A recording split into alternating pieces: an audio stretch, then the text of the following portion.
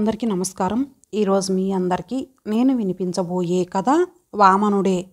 రచయిత పివిపి శ్రీరామమూర్తి గారు. ఇక కథలోకి వెళితే, 6 అడుగుల 3 అంగుళాల వామనరావును అందరూ పేరుకు తగ్గట్టివాడే అంటారు వెక్కిరింపుగా.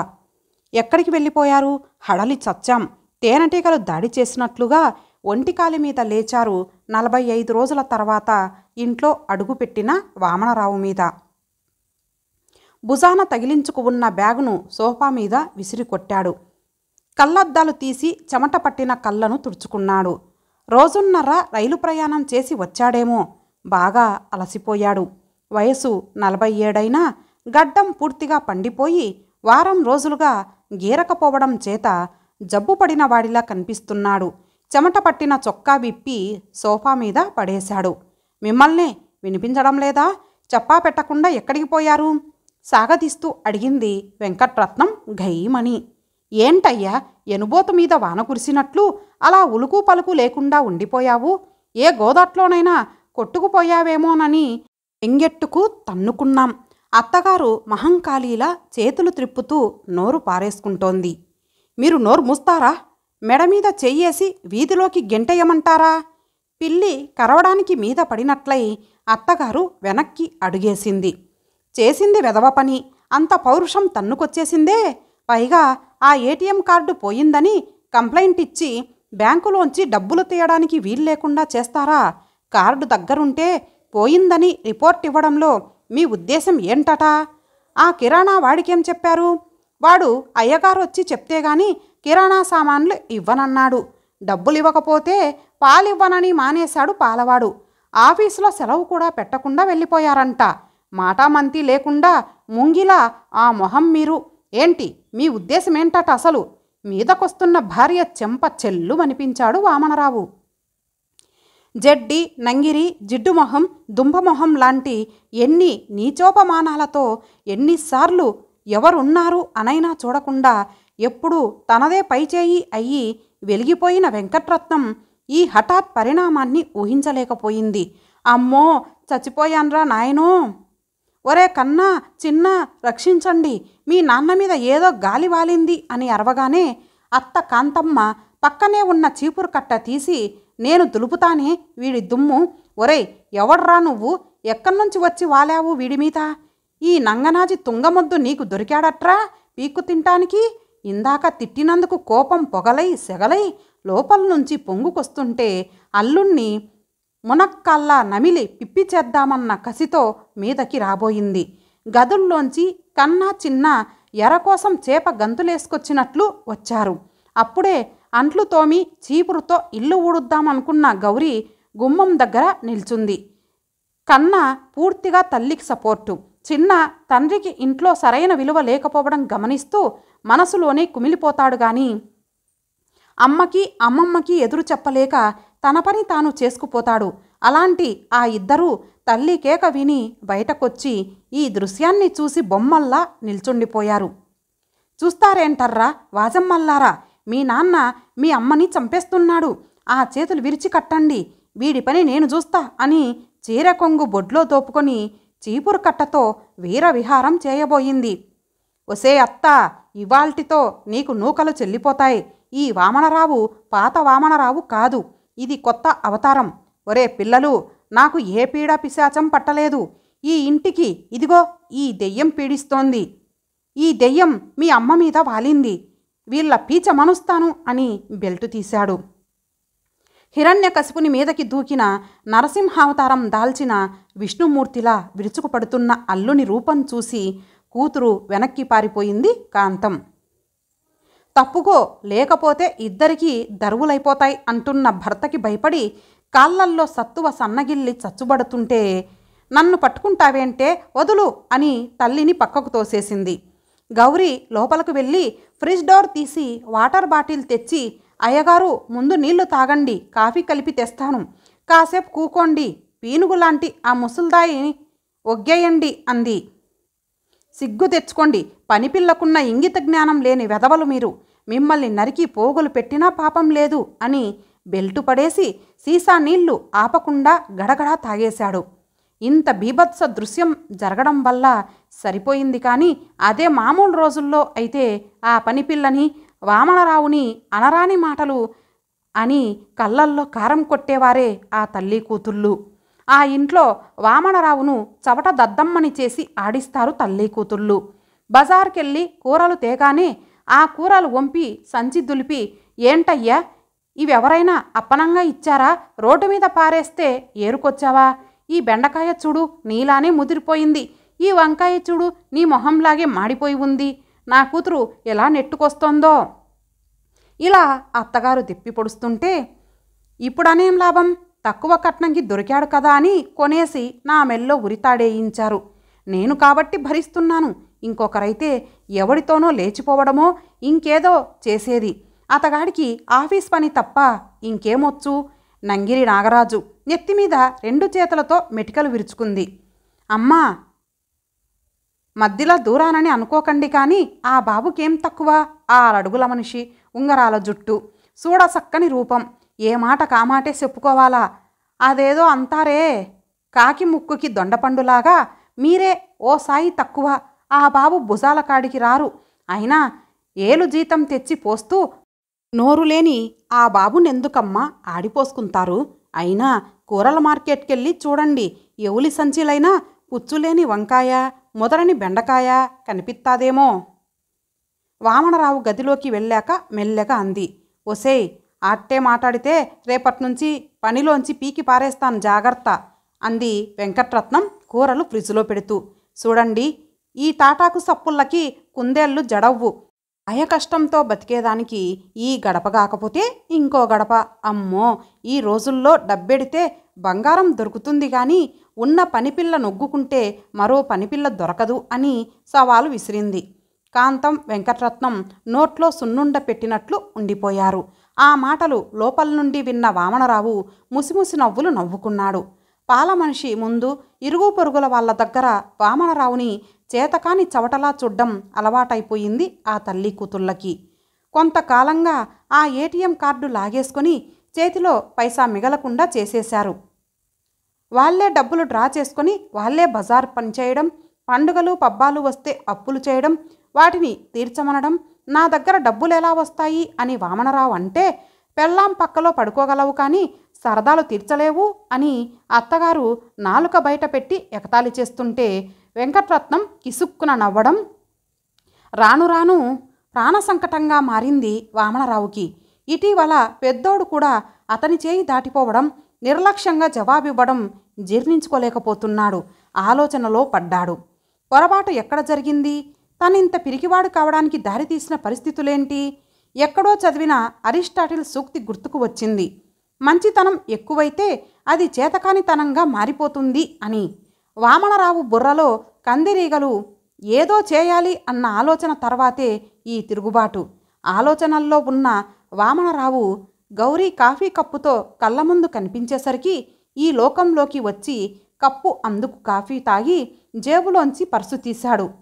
100 నోటు తీసి, ఇదిగో అత్త, బట్టలు సర్దుకో, గంటలో గడప దిగకపోతే మెడ పట్టుకొని గెంటాల్సి వస్తుంది అంటుండగా భార్య, అది కాదండి, ఇప్పుడంతా నోరు మూసుకొని పడుంటావా?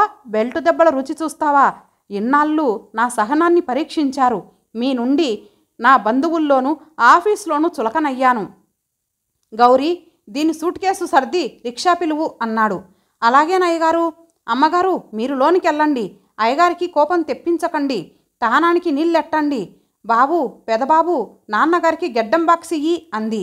వెంకట్రత్నం ఇంట్లోకెళ్ళిపోయింది.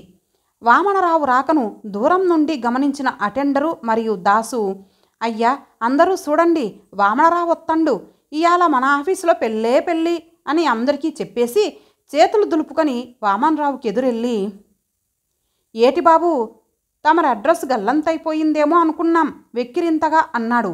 తినేసేటట్లు చూసిన వామనరావు చూపులకి కొంచెం వెనక్కి తగ్గినా, ఈడి సూపులో లెక్క అనుకొని, ఎల్లండెల్లండి, అయ్యకోరు పంతుల్ని పిలిచి ముహూర్తం పెట్టారు పెళ్లి చేయడానికి అన్నాడు. ముందుకెళ్తున్న వామనరావు వెనక్కి 4 అడుగులేసి, ఏమన్నావు? పళ్ళు రాలిపోతాయి, నీ హద్దుల్లో నువ్వుండకపోతే అని ముందుకు నడిచాడు. గొటకలు మింగాడు. వామనరావును ఆశ్చర్యంగా చూశాడు. ఇక్కడ కాదు ఎగరటం, అయ్యగారి కాడెగురు అనుకున్నాడు. ఆఫీసులోకి అడుగు పెట్టగానే హల్లో వామన్రావు గారు, బాగున్నారా? అందరూ పలకరించారు. బాగున్నా అని కుర్చీలో కూర్చొని సార్ ఉన్నారా అని అడిగాడు. ఉన్నారు, వెళ్ళిరండి. వస్తా. Good morning sir. Very bad morning. Office గుర్తుందా? I want your explanation. నీ మీద హెడ్ ఆఫీస్కి కంప్లైంట్ చేస్తున్నాను. నిన్ను సస్పెండ్ చేస్తాను. ఎక్కడికి వెళ్ళావు ఇన్నాళ్ళు సెలవు పెట్టకుండా? ఊరికి పోయావేం లాంటి ప్రశ్నలేవీ లేకుండా, మెరుపులు లేకుండానే గర్జించాడు. Certainly sir. అంటే నేనేం చేయలేననే? ఏంటా తలబిరుసు? తలబిరుసా సార్? ఎక్కువ మాట్లాడేస్తున్నారు.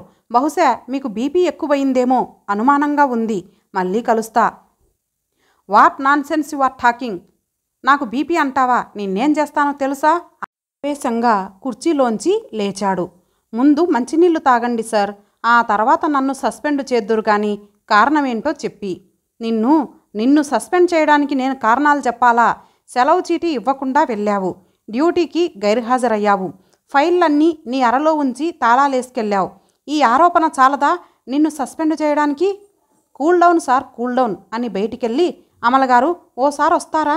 నేను మీ చేతికి లీవ్ లెటరు అవసరమైతే ఇవ్వమని తాళాలు ఇచ్చాను, సార్కి ఇవ్వలేదా? ఆమె ఎవరు?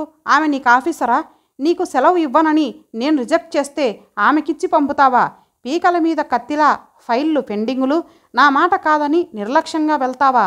ఇక నిన్ను విడిచేది లేదు. పైనుండి ఆర్డర్స్ వచ్చిందాకా నువ్వు ఆఫీస్కు రానక్కర్లేదు. టేక్ కంప్లీట్ బెడ్ రెస్ట్ అన్నారు పరశురామ అవతారంలో. సరే sir. 1 minute. Record assistant Suryarao మార్చి 15 నుండి నెలాఖరు వరకు సెలవు పెట్టి వెళ్ళినప్పుడు మీరు సీఎల్ నోట్ చేయలేదు. అతనప్పుడు పెళ్ళాంతో 7 హిల్స్లో ఉన్నాడు. కానీ అతని సంతకాలు ఇక్కడ ఉన్నాయి. అక్కడ వీడియో క్లిప్పింగ్స్ కూడా నాకు అందుబాటులో ఉన్నాయి. అటెండరు మరియదాసు రోజు మీ పిల్లల కోసం ఇంటి దగ్గర ఉన్నట్లు నా దగ్గర సాక్ష్యాలున్నాయి.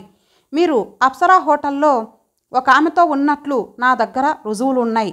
అవి మేడం గారికి అందివ్వాలనుకుంటున్నాను. తర్వాత మార్చి 31న గుప్తా ఇచ్చిన 2 లక్షల నగదు, బార్వా గారిచ్చిన అమౌంట్ రుజువులు నా దగ్గర భద్రంగా ఉన్నాయి. మీరు డ్యూటీకి వెళ్లకుండా మీ జీప్కు తాగించిన ఆయిల్ రసీదుల వివరాలు నా దగ్గర భద్రంగా ఉన్నాయి. వస్తాను సార్. మీరు సస్పెన్షన్ ఆర్డర్స్ పంపండి. నాకు బడలికగా ఉంది. 10 రోజులు విశ్రాంతి తీసుకొని వస్తా అని స్ప్రింగ్ డోర్ తెరచుకొని వెళ్ళిపోతున్న వెనుకే స్ప్రింగ్ డోర్లా వచ్చిన ఆఫీసరు, మిస్టర్ వామన్రావు ప్లీజ్ కూర్చోండి అన్నాడు. అప్పుడే మూత తీసిన ఇడ్లీ కుక్కర్లోంచి పొగలు సెగలై వస్తున్నట్లు కళ్ళల్లోంచి భయం పొగలు తన్నుకొస్తుంటే పక్కనే ఉన్న మరో ఉద్యోగితో, మిస్టర్ వాసుదేవరావు అతన్ని కూల్ చేయండి అన్నాడు ఆఫీసర్. మిస్టర్ వామన్రావు ఏంటి, వెళ్ళిన పని బాగా అయ్యిందా? ఎక్కడికి వెళ్ళావు? ఎవరికి బాగోలేదు అసలు అని భుజం మీద చేతులేసి పక్క గదిలోకి తీసుకువెళ్ళి, పెద్దాయన అలా అనకపోతే ఆ కుర్చీకి విలువ ఉండదు. ఆయన ఎగిరినప్పుడు మనం తగ్గిపోవాలి. అయినా నువ్వేంటి గంగిరెద్దు లాంటి వాడివి, పొట్టేల్లా ఎగిరిపడుతున్నావు? 2 టీ చెప్పు. అటెండర్ని కేకేశాడు. అటెండరు టీలు తెచ్చాడు. వాడికి పరిస్థితి అర్థమైపోయింది. టీలు తెచ్చి మర్యాదగా అందించాడు. ఈ మధ్య మినిస్టర్ గారి ప్రోగ్రాం కలెక్టర్ గారు దంచి దించేశారు. ఆయన భయం ఆయనది, నువ్వు లేవు. ఆఫీస్లో ఎక్కడి పని అక్కడ ఆగిపోయింది. పద సారీ చెప్పి సంతకం పెట్టు రిజిస్టర్లో అన్నాడు సముదాయిస్తూ. నో, నేను సారీ చెప్పేది లేదు. సస్పెండ్ చేయమనండి. ఎలా మళ్ళీ ఆర్డర్స్ తెచ్చుకోవాలో నాకు తెలుసు. అబ్బా నీకదే పోయింది కాదు, నాతోరా, నీకెందుకు అని లోపలికి వెళ్ళి కూర్చో అని కూర్చోబెట్టి ఆయనేదో చికాకుల్లో ఉన్నాడు. సంతకం పెట్టేయమనండి అన్నాడు. ఇంకా ఏదో అనబోతుండగా, నేను వద్దన్నానా? సంతకం పెట్టేసి రెస్ట్ తీసుకో. అమ్మాయి అమల, వామన్రావుకి ఈ వారం నువ్వు హెల్ప్ చేయి. మిస్టర్ వామన్రావు నీకు డబ్బులు ఏమైనా కావాలా అంటూ పర్సు తీస్తుండగా, నాట్ నెససరీ సార్ అన్నాడు వామన్రావు సీరియస్గా. రే దాసు రిజిస్టర్ పట్రా. మరియదాసు రిజిస్టర్ పట్టుకొచ్చాడు. వీణ్ణి కొంచెం హద్దుల్లో ఉండమనండి, గొప్ప తలబిరుసుగా ఉంటున్నాడు అన్నాడు. ఏరా స్టూపిడ్, బుర్ర తిరుగుతోందా? ఈసారి నీ మీద కంప్లైంట్ వస్తే యాక్షన్ తీసుకోవాల్సి వస్తుంది, జాగ్రత్త. అలాగే సార్, క్షమించండి అయ్యా. వామనరావు దగ్గర బాణంలా వంగుతూ నిలబడ్డాడు దాసు. వెళ్ళు చీదరించుకున్నాడు వామన్రావు. ఆ రోజు ఆఫీసులో భూకంపం వచ్చినట్లయింది. అందరూ భయపడి పనులు చేసుకుంటున్నారు. ఆఫీసర్ దగ్గర కాదు, వామన్రావుకి జడిసి. ఇంకా ఎవరెవరి గుట్లు వామన్రావు జేబులో ఉన్నాయో ఏ క్షణంలో బయట పెడతాడోనని ముఖాలు కూడా ఎత్తకుండా పనులు చేసుకుంటున్నారు. అమల చుట్టూ చూసింది. అందరూ పనుల్లో లీనమై ఉన్నారు. వామన్రావు ఒళ్ళు విరుచుకున్నాడు.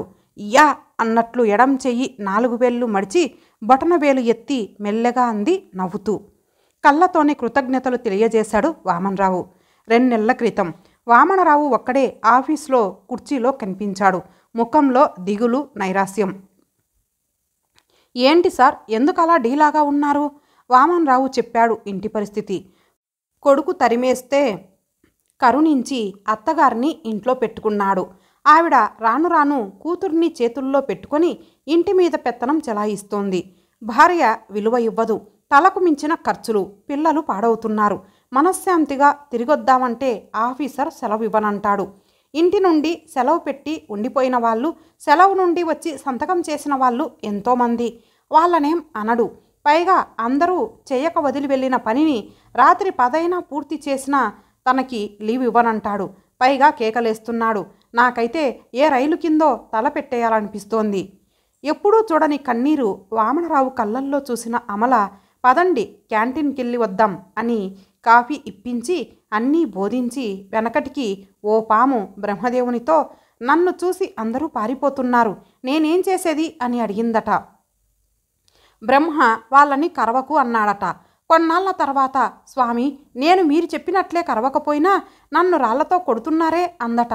దానికి బ్రహ్మ, నేను కరవవద్దన్నాను కానీ బుసకొట్టవద్దనలేదుగా, ఆత్మరక్షణ కోసం బుసకొట్టు అన్నాడట. అక్కడ్నుంచి బుసకొట్టిన పామును చూసి జనం పారిపోవడం మొదలుపెట్టారట. అలాగా మీరు బుసకొట్టాలి. మీరు మంచితనంతో ఊరుకుంటే అది మీ చేతగానితనంగా భావించి మిమ్మల్ని చులకన చేస్తారు. మీరెవరికీ చెప్పకుండా కొన్నాళ్ళు ఎక్కడికో వెళ్ళండి. మీ అత్తగారి ఆధిపత్యం తగ్గించండి. కుటుంబాన్ని, ఆర్థిక అధికారాన్ని మీ చేతుల్లోకి తీసుకోండి అని అమల ఇంకా ఏవేవో చెప్పింది. అన్నీ విని కళ్ళు భారంగా మూసుకొని అక్కడ్నుంచి లేచాడు. సెలవు చీటి అమల చేతికిచ్చి ఆఫీసర్ కిమ్మని ఇంట్లోంచి వెళ్ళిపోయాడు. 6 అడుగుల పైన పొడగరి అయిన 4 అడుగుల పొట్టివానిగా చులకనగా కనిపించే వామనరావుని చూస్తే ఇప్పుడు ఇంట్లోనూ ఆఫీస్లోనూ హడలి చస్తున్నారు. ఇంతటితో ఈ కథ సమాప్తం. మరలా మరొక మంచి కథతో కలుద్దాం. అంతవరకు సెలవు. నమస్తే.